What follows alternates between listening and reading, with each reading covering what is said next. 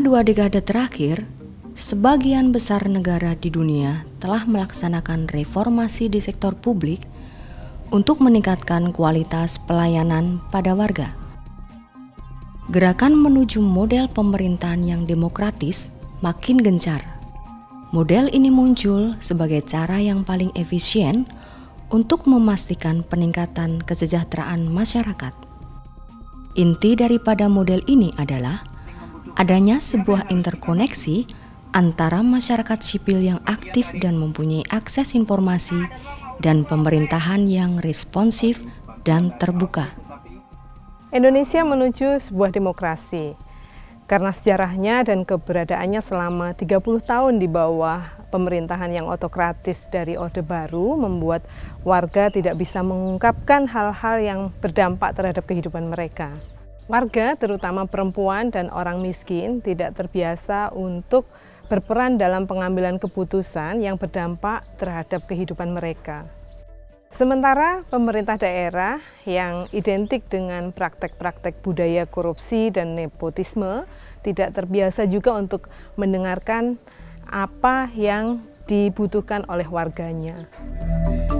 Akses tahap 2 adalah sebuah program yang dibiayai oleh pemerintah Australia bekerja sama dengan pemerintah Indonesia yang bertujuan untuk mendukung keberdayaan warga dan organisasi mereka agar mampu berinteraksi secara konstruktif dengan pemerintah sehingga mencapai dampak pembangunan lokal yang lebih memadai. Akses berupaya menciptakan ruang dan peluang bagi warga dan penyedia layanan publik untuk secara bersama-sama mencari mekanisme pelayanan yang dapat menyelamatkan nyawa.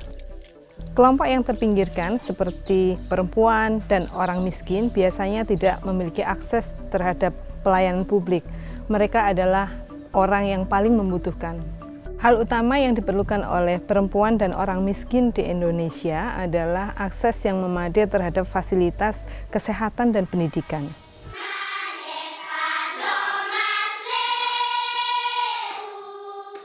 Akses ingin memastikan kelompok-kelompok yang terpinggirkan dapat menyuarakan isu-isu yang berpengaruh terhadap kehidupan mereka. Akses ingin mendorong adanya interaksi kritis dan aktif antar para pihak sehingga pelayanan publik bisa ditingkatkan kualitasnya.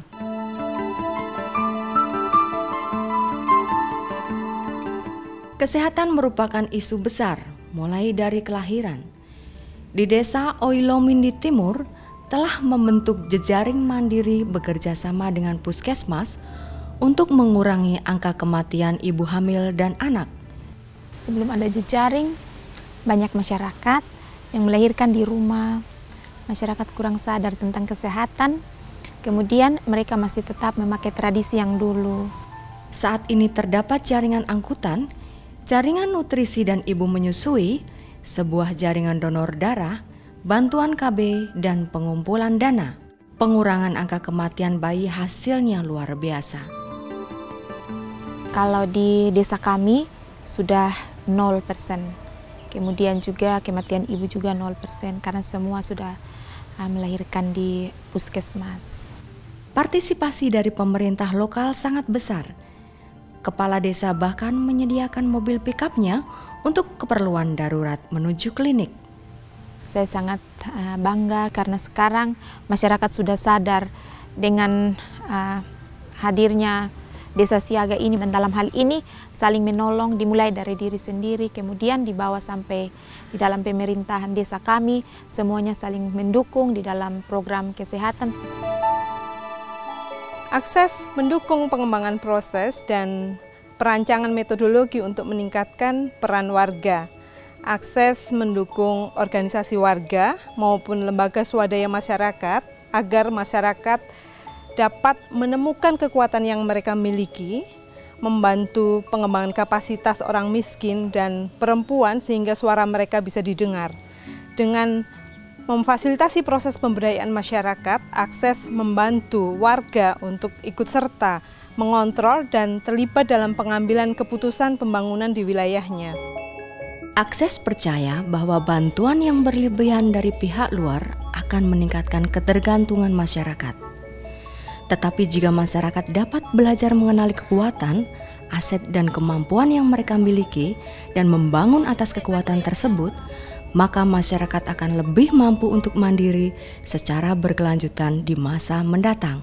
Pendekatan akses fokus pada penguatan kapasitas fasilitator masyarakat, baik itu laki-laki maupun perempuan. Mereka biasanya dipilih oleh masyarakat dan dari masyarakat itu sendiri untuk bertindak sebagai agen perubahan yang mampu secara aktif memfasilitasi proses pemberdayaan masyarakat. Akses menyediakan pelatihan dan bimbingan kepada para fasilitator tersebut seperti pengorganisasian masyarakat, pemetaan aset, dan memberikan keterampilan teknis yang spesifik tentang bagaimana masyarakat menangani pengaduan tentang pelayanan publik.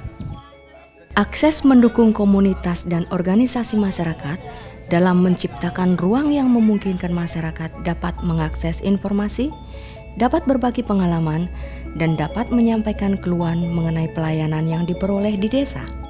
Community Centers menyediakan kesempatan kepada masyarakat untuk belajar dan berbagi pengalaman. Fasilitator masyarakat dilatih untuk menerima keluhan dari warga lain dan secara efektif mengelolanya dan membawa kasus untuk dijadikan perhatian oleh instansi penyelenggara pelayanan yang relevan untuk melakukan upaya dan tindakan perbaikan.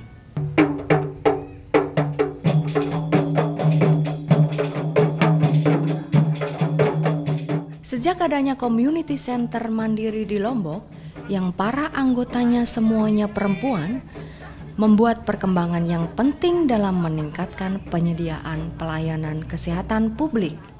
Kami orang miskin membantu orang miskin, tapi kami kaya hati, saya bilang gitu. Nah, dengan di situ lambat laun perubahan itu bisa kita rasakan. Kami juga mencoba untuk membangun kerjasama antara puskesmas dan kami. Dengan dukungan dan pelatihan, Pusat Pengaduan terus mencoba menemukan cara untuk berinteraksi efektif dengan pemerintah lokal. Untuk mencapai perubahan di desa kami, kalau tidak kami terus-menerus mendorong, di perjalanan kami akan sia-sia. Begitu pemerintahan desa benar-benar mengakui kami sebagai organisasi desa yang benar-benar sudah membantu untuk perkembangan dan untuk meningkatkan desa kami sendiri. Hal sama juga dirasakan di dalam pusat pengaduan di desa sekitarnya. Ada juga kawan-kawan di 13 desa, 6 kecamatan kami bergerak bersama.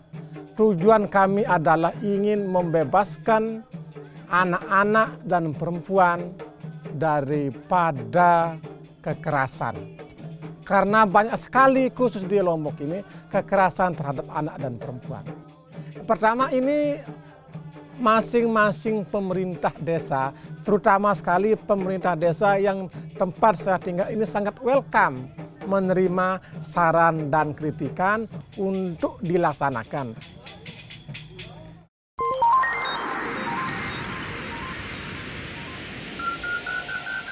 Bahraini adalah bidan di desa ini di Sulawesi Selatan, tetapi dia juga melayani keluhan dari pusat pengaduan setempat yang menjadi jembatan antara pos kesehatan dan pemerintah. Kalau dari segi pengetahuan yang masih minim, marilah kita sama-sama turun dengan masyarakat bersama dengan pusat pengaduan publik ini. Dia mendapat manfaat dalam fungsinya sebagai bidan desa. Saya merasa sangat membantu sekali di dalam saya melaksanakan tugas. Karena tanpa ada dukungan dari masyarakat atau pusat pengaduan publik, kita tidak bisa melihat keadaan yang terjadi di masyarakat. Pusat pengaduan bukan konfrontasional, karena hubungan terbangun pada kepercayaan dan merangsang pemerintah untuk kerja lebih baik. Nah, dengan adanya pusat pengaduan pelayanan publik ini, maka akan tercipta pelayanan kepada masyarakat yang transparansi dan akuntabilitas. Masyarakat selalu mencari cara-cara yang inovatif, seperti merevitalisasi pos pelayanan terpadu sebagai tempat memberikan dukungan terhadap berbagai pelayanan dasar. Ada banyak contoh keberhasilan di mana pos pelayanan dasar menyediakan solusi-solusi bagi masalah seperti sanitasi dasar, gizi anak, pendidikan anak usia dini, kekerasan terhadap perempuan, kemudian obat tradisional, pengembangan ekonomi lokal, khususnya bagi perempuan.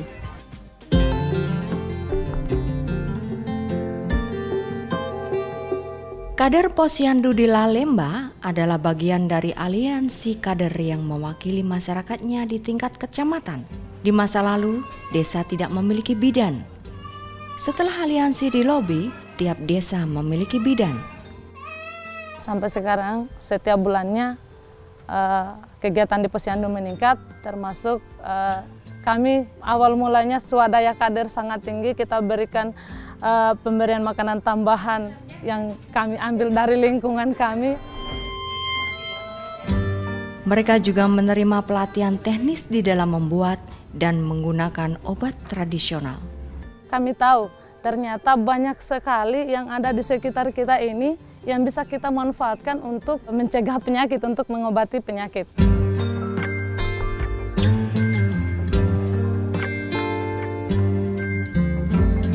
Banyak bahan ramuan ditanam di kebun organik warga, yang merupakan contoh nyata tentang bagaimana cara berpikir warga telah berubah.